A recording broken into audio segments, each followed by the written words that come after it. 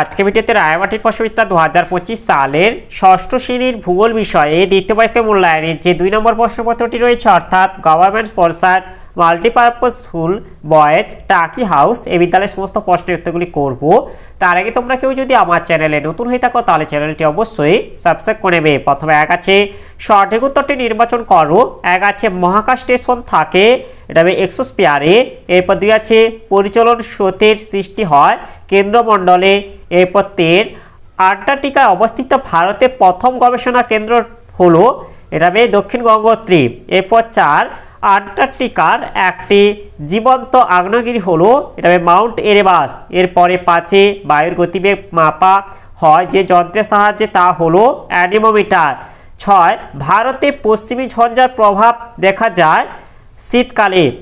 এরপর 7 ছোট নাগপুর মালভূমি অঞ্চলে দেখা যায়, এটা হবে ল্যাটেরাইট মাটি।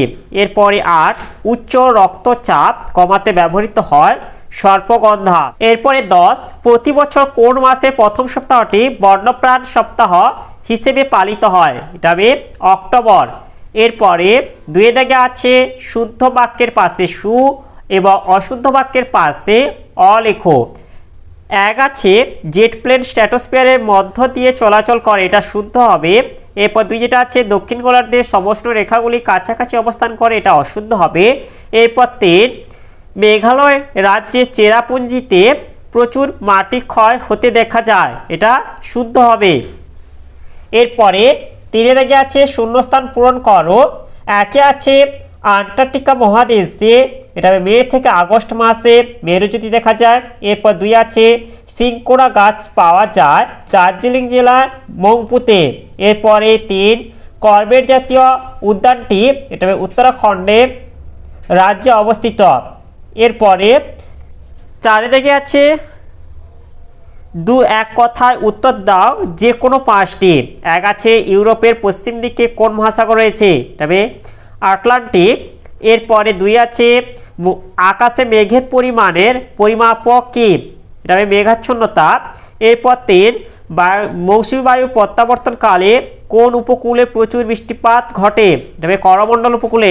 এরপর 4 কোন মাটির জল ধারণ ক্ষমতা সর্বাধিক, এটা হবে কালো মাটি।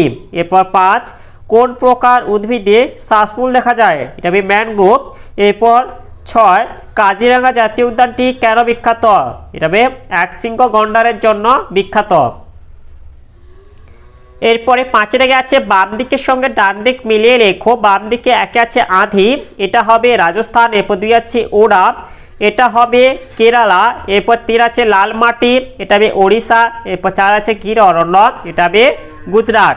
এরপরে 6 দাগে আছে নিচের প্রশ্নগুলির সংক্ষিপ্ত উত্তর দাও।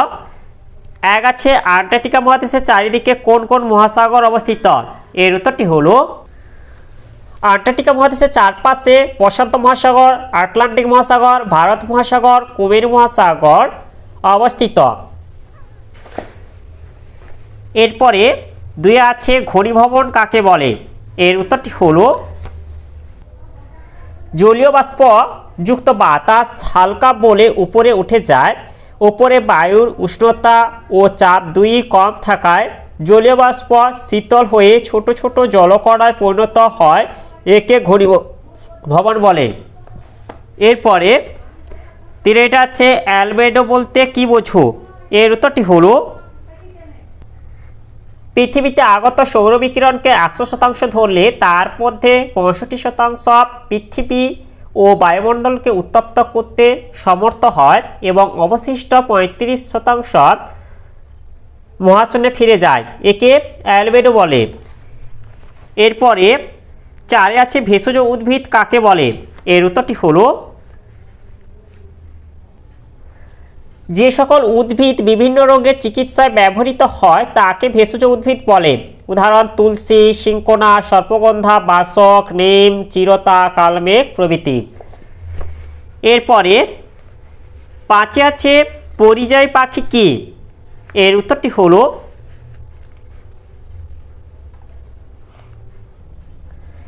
শীতকালে শীতপ্রধান দেশ থেকে কিছু পাখি উড়ে আমাদের দেশে আসে, গরম পড়লে তারা আবার নিজের দেশে ফিরে যায়, এদের পরিযায়ী পাখি বলে। যেমন সাইবেরিয়ান সারস, হুপিং সারস, গোল্ডেন ক্লোভার,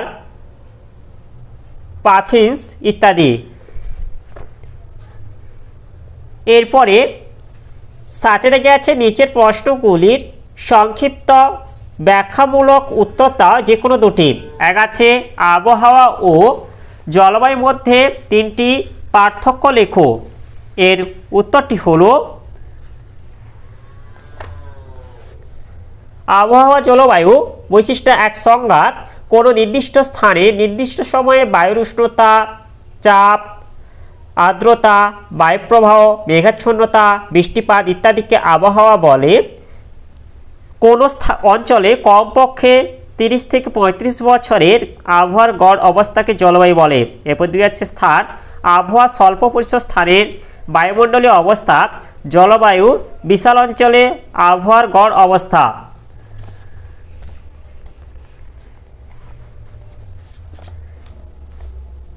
এরপর যেটা হচ্ছে সময় আবহাওয়া বায়ুমণ্ডলের সাময়িক অবস্থা, জলবায়ু বায়ুমণ্ডলের দীর্ঘকালীন অবস্থা। এরপরে 2 থেকে আছে ভারতে মৌসুমি বা জলবায়ুর প্রভাবগুলি কি কি। এর উত্তরটি হলো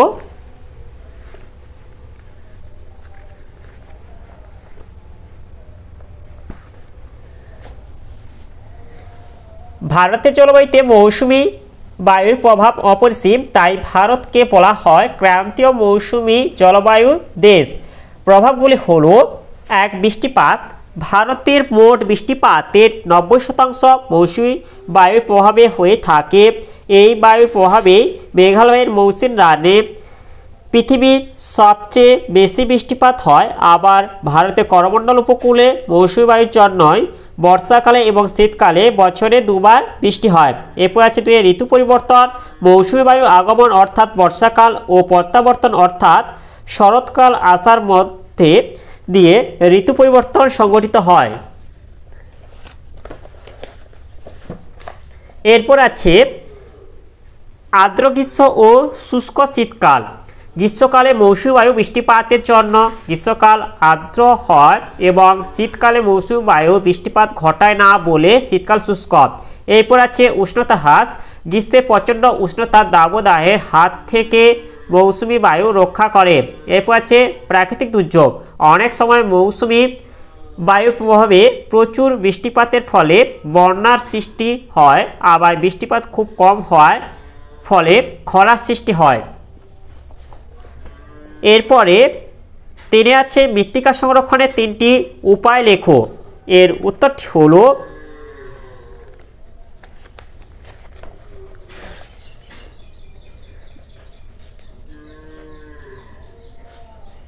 মাটির উপরের স্তরে নানা জৈব পদার্থ থাকে। এই স্তর ক্ষয় হলে মাটি সাধারণত অনুর্বর হয়ে পড়ে, তাই মাটি সংরক্ষণ করা দরকার। মাটি সংরক্ষণের উপায়গুলি হলো 1 নির্বিচারে গাছ কাটা বন্ধ করা, 2 বনভূমি সংরক্ষণ করা ও অনেক বেশি সংখ্যায় চারাগাছ লাগানো, 3 পশুচারণ নিয়ন্ত্রিত মাত্রায় করা, 4 পাহাড়ের ঢালু অংশে ধাপ কেটে চাষ করা, 5 বেশি ঢালযুক্ত অংশে রাস্তাঘাট ঘরবাড়ি নির্মাণ কাজ কম করা, 6 মাটির বেশি গভীরে খনিজ সম্পদ আহরণ বন্ধ করা। তোমরা এগুলি থেকে যে কোনো 3টি বলে দেবে। এরপরে 8 দাগে আছে যে কোনো একটি প্রশ্নের উত্তর দাও। 1 আছে চিত্রসহ পৃথিবীর তাপমণ্ডলগুলির বিবরণ দাও। এর উত্তরটি হলো পৃথিবীতে যাবতীয় তাপের প্রধান উৎস হলো সূর্য। বিভিন্ন অক্ষাংশে সূর্যরশ্মির তাপের তারতম্য ঘটে বলে পৃথিবীতে নিম্নলিখিত 3টি স্থানীয় তাপবলয় গড়ে উঠেছে। 1 হচ্ছে উষ্ণমণ্ডল অবস্থান নিরক্ষরেখা থেকে 23.5 ডিগ্রি উত্তর এবং 23.5 ডিগ্রি দক্ষিণ অক্ষাংশের মধ্যে উষ্ণমণ্ডল অবস্থিত। বৈশিষ্ট্য 1 সূর্যরশ্মির পতন নিরক্ষীয় অঞ্চলে সারা বছর সূর্যরশ্মি লম্বভাবে পড়ে। 2 দিন রাত্রির দৈর্ঘ্য নিরক্ষীয় অঞ্চলে সারা বছরই 12 ঘন্টা দিন ও 12 ঘন্টা রাত্রি বিরাজ করে। এরপর 3 গড় তাপমাত্রা উষ্ণমণ্ডলে বার্ষিক গড় তাপমাত্রা 27 ডিগ্রি সেলসিয়াস। এরপর 4 ঋতু এখানে ঋতু বৈচিত্র্য দেখা যায় না, কারণ সারা বছর একটি ঋতু বিরাজ করে।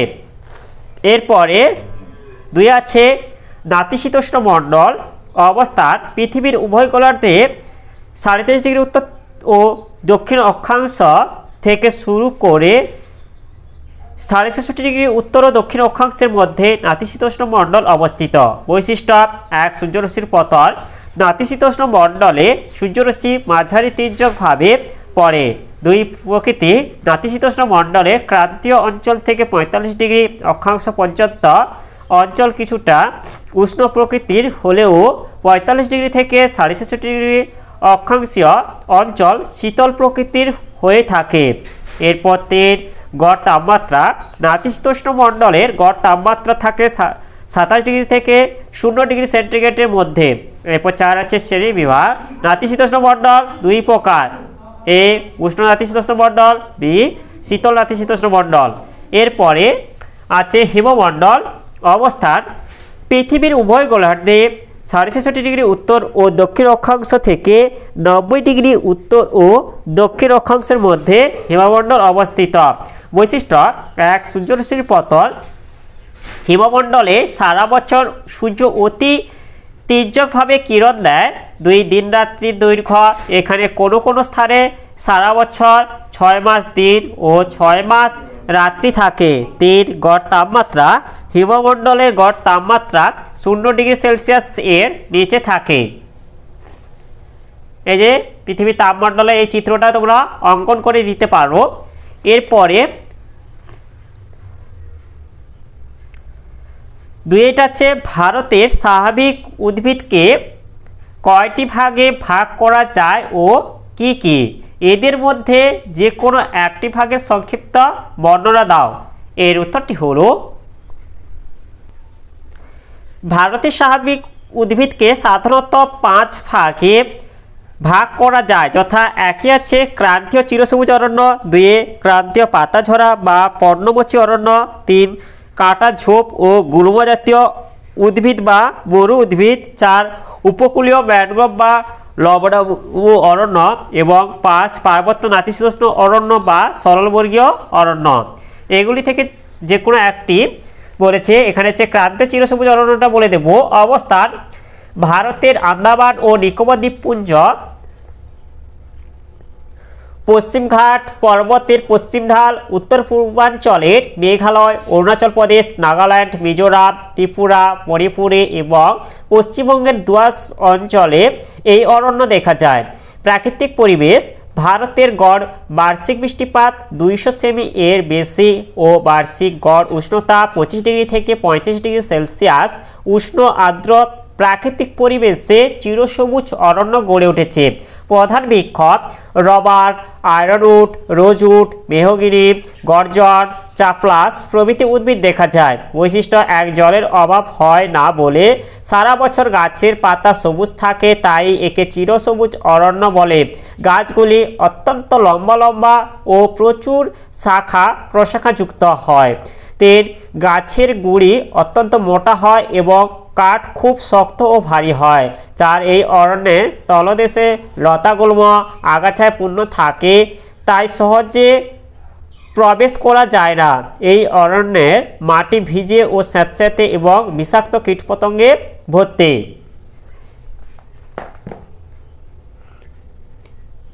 এরপরে 9 আছে প্রদত্ত দক্ষিণ আমেরিকার রেখা মানচিত্রে নিম্নলিখিত বিষয়গুলি উপযুক্ত প্রতীক ও নাম সহ চিহ্নিত করো। এটা হচ্ছে তোমাদের ম্যাপ পয়েন্টটি। এটা আমি পরে একটা করে তোমাদের পোস্ট করে দেব। তাহলে আজকের ভিডিওতে আমরা ষষ্ঠ শ্রেণীর ভূগোল বিষয়ে যে 2 নম্বর প্রশ্নপত্রটি ছিল তার সমাধান করলাম। আর তোমরা কেউ যদি আমার চ্যানেলটা এখনও পর্যন্ত সাবস্ক্রাইব করে রাখোনি তাহলে চ্যানেলটা অবশ্যই সাবস্ক্রাইব করে নেবে এবং ভিডিওটি ভালো লাগলে ভিডিওটিকে অবশ্যই লাইক, কমেন্ট ও শেয়ার করে দেবে।